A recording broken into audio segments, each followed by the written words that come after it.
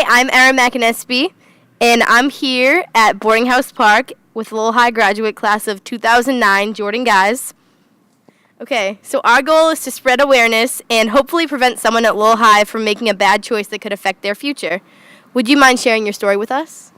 Yeah, of course. So my story is one of a kid at Lowell High, myself, and during my time at Lowell High, my brother started progressing from drinking and smoking marijuana to using Percocets and Vicodin. Started off by taking them orally, and then it progressed to him snorting them with his friends. And back then, nobody had any idea what they were getting themselves into. They actually would start to get sick, and they didn't realize they were experiencing physical withdrawals from the Percocets and the Vicodins or whatever type of pain medication they'd get their hands on. And they thought they were actually had a virus or something. They didn't realize they were dope sick. It happened very quickly for them, as it did with a lot of kids. One of them would get hurt, injured, and then they would get prescribed Percocets, Vicodin, overprescribed substantially, and they would all go over to their friend's house, and they'd all do it together. They'd have a couple beers with it, and it'd get messed up, and they didn't realize that, what it would lead to. They thought everyone was doing it. My doctor prescribed me. It can't be too harmful, but they were wrong. Some of those kids my brother hung out with aren't even with us here today. They've passed away. They've succumbed to their addiction. Others are in recovery. Others are still using. It's taken out a whole generation. I don't think folks understand how difficult it is to kick heroin. It's one of the most difficult things to do in the entire world. As a person who loves someone who has been addicted, how did it affect you and your family? Well, having my brother be an addict, and eventually he was kicked out of the house. We had to stop and enable him. I didn't know what he was getting into. My parents didn't have the slightest idea as to the road he was going down. Yeah, we had no idea. And then it started progressing. Things in the house started going missing. And eventually I came clean to my parents and told them that, Corey's using. And they had started to see the signs. And, and then the Percocets and the Vicodin weren't enough. He started using heroin. And then he would steal anything that wasn't nailed to the floor, essentially. So he did get kicked out of the house. But even then, I enabled him big time. He'd come back on cold nights, and I'd put a futon mattress out in the shed so he could sleep in it. I'd bring him out food.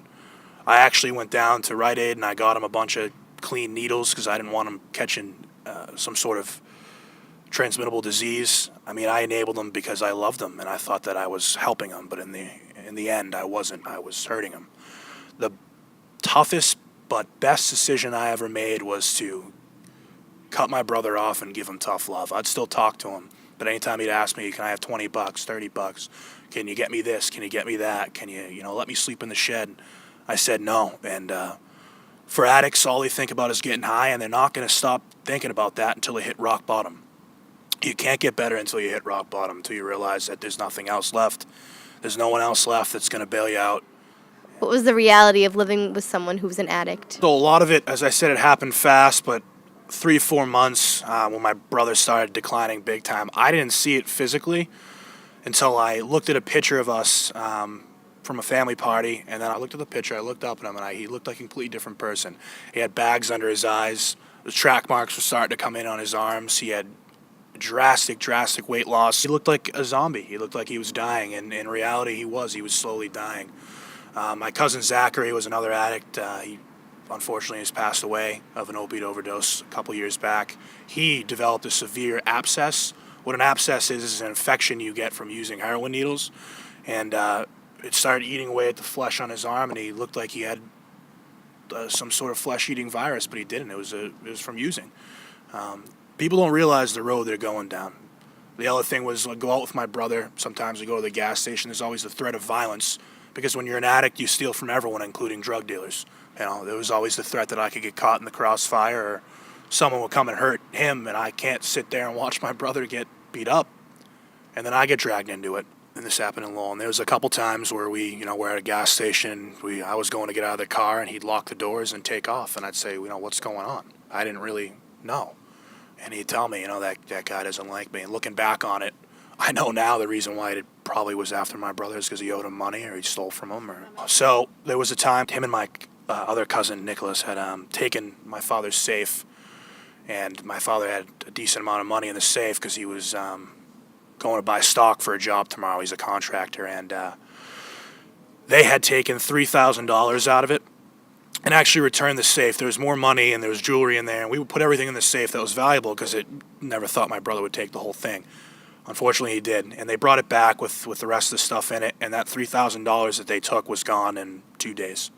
2 days, and from what I heard, looking back on it from stories my brothers told me, is they both had a couple close calls of overdoses over those 2 days. Even today, there's still kids that think everyone does that, and be that as may, some people can develop a problem from it. Within a year, he went from popping pills to shooting up heroin. So it progressed very fast. He went in and out of rehab probably, I'd say, I lost count, but if I had to put a number on it, I'd say 20 different times. Detox, rehab, and we'd always enable him as soon as he came out. And you know, we spent a ton of money on this. Everything he worked hard for, he lost to addiction and to drugs. When you went to Lowell High, were there any resources available for you to get advice from?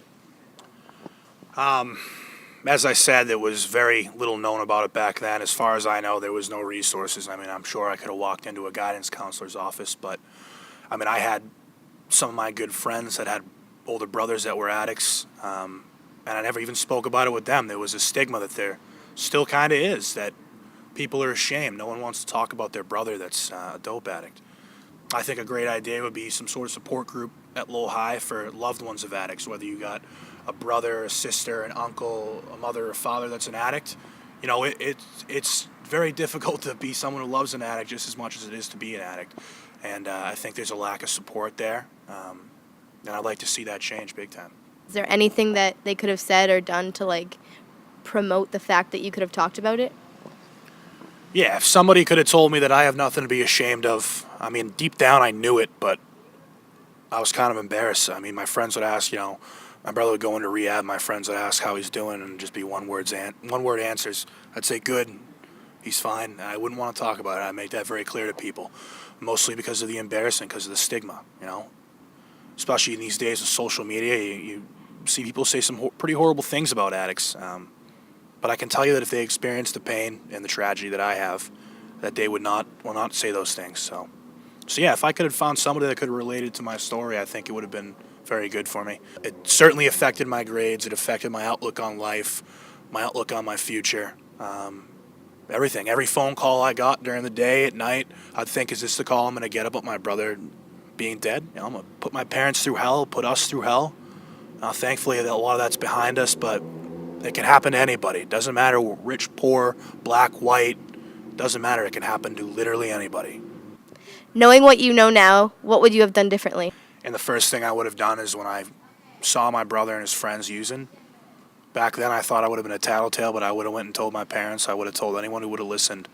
And I would have told them what was going to happen, how he was going to slowly kill himself, how he was going to have to rebuild his entire life and start all over, what it was going to do to his family, the pain it was going to put him through, the money it was going to cost him, the years off his life it was going to cost him.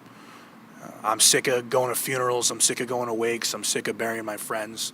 I'm sick of burying family members. Something's got to give here.